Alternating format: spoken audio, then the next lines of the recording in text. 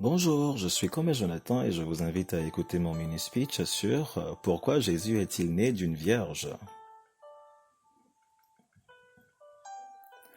Le sujet que je vais aborder aujourd'hui est de l'ordre de la doctrine. Un peu de doctrine est nécessaire de temps en temps pour vérifier que vous croyez bien ce que vous êtes censé croire. Tout chrétien qui se respecte croit que Jésus est né de la Vierge Marie. Mais quand j'interroge sur la raison de cette naissance, on me répond que c'est parce que cela a été prophétisé. En effet, c'est vrai, je le reconnais, que Jésus a fait tout ce qui a été dit de lui. Mais je trouve que ce serait vraiment bizarre que Jésus soit né d'une vierge juste parce qu'il avait été dit qu'il devait naître comme ça.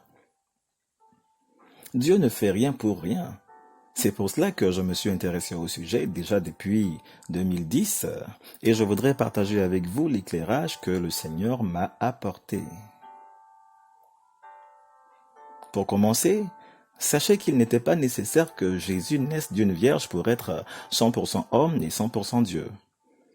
Jésus aurait pu être le fils né de l'union de Joseph et de Marie. Il aurait pu être leur troisième fils ou leur dernier. Cela n'aurait pas enlevé quelque chose à son identité.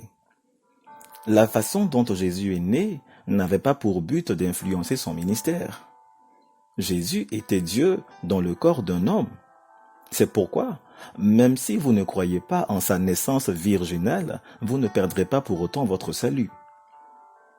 Pour être sauvé, il faut croire et confesser que Jésus est le Messie, le Sauveur.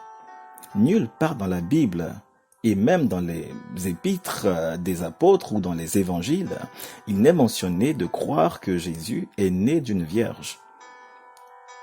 Mais alors, si naître d'une vierge n'a rien à voir avec le salut, on se demande bien si cela était vraiment nécessaire. Pour comprendre, il faut remonter au récit de la création et examiner ce qui s'est passé entre Adam et Ève avant et après le péché. Dieu créa l'homme à son image. À l'image de Dieu, il le créa. Homme et femme, il les créa. Genèse chapitre 1, verset 27, version de Jérusalem. Lisons aussi dans le même livre, au chapitre 3, le verset 16. À la femme, il dit, « Je multiplierai les peines de tes grossesses. Dans la peine, tu enfanteras des fils, ta convoitise te poussera vers ton mari, et lui dominera sur toi. » Quand Dieu créa l'homme et la femme, ils étaient égaux. Ce n'est pas l'esprit de la femme que Dieu a formé à partir de la côte de l'homme, mais bien son corps. Et à cause de quelques malentendus, des gens pensent que la femme est inférieure à l'homme. C'est drôle parce que ils oublient que quand un homme couche avec un autre homme, cela ne produit rien, et vice-versa. Et oui, l'homosexualité, c'est du gaspillage d'énergie pour rien. Les hommes, aussi grands soient-ils, sont tous nés de femmes que la société considère malheureusement comme étant faibles. Et pourtant, nous sommes tous d'accord pour dire que seuls les forts naissent des forts. Job 32, verset 8, version Louis II. Mais en réalité, dans l'homme, c'est l'esprit, le souffle du Tout-Puissant qui donne l'intelligence. Si donc l'essence même de l'être humain c'est l'esprit, vous conviendrez avec moi que la femme était bien l'égale de l'homme au commencement.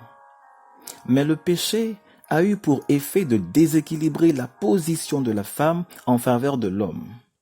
La femme est passée de la complémentarité avec l'homme à une véritable dépendance.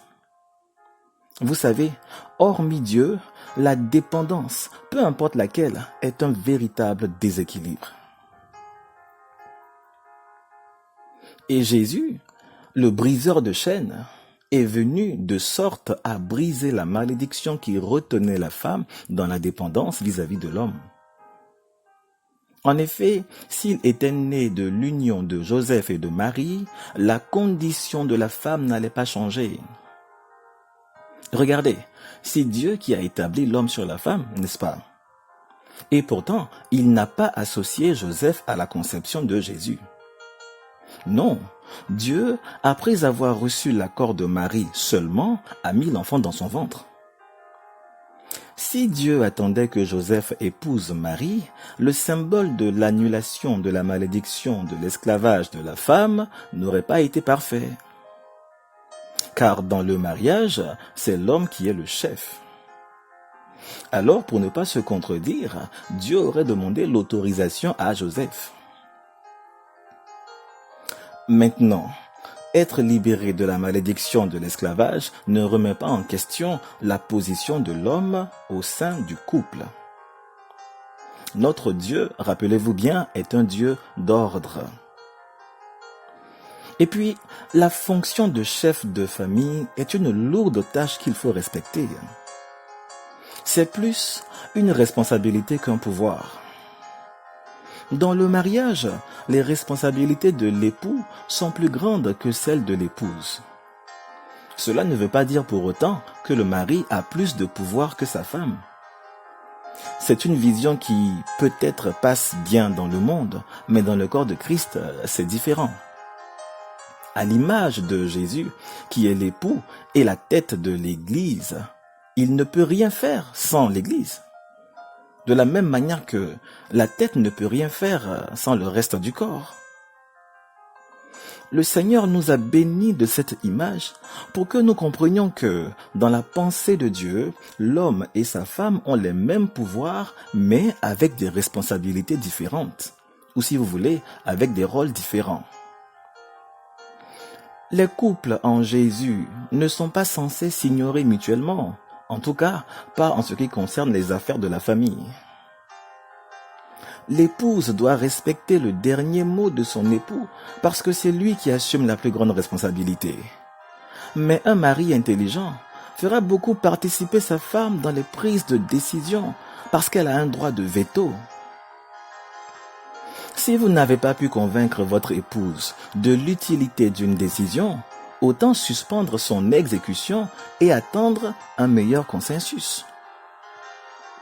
Mais si vous passez outre la voix de votre épouse, cela signifie que vous n'avez rien compris à la relation qui rattache Jésus à l'Église, et donc que votre mariage est un échec. En définitive, je voudrais m'adresser à vous, mesdames. Avant d'être des épouses et des mères, vous êtes d'abord des femmes. Alors soyez indépendantes et épanouissez-vous dans les œuvres de Dieu, dans l'économie, la politique, la santé ou le social. Cela ne pourra qu'enrichir vos relations de couple. Bien, si vous avez appris quelque chose, n'oubliez pas de m'envoyer vos commentaires sur WhatsApp au 225, indicateur de la Côte d'Ivoire, 07 48 24 70 70. Vive les femmes!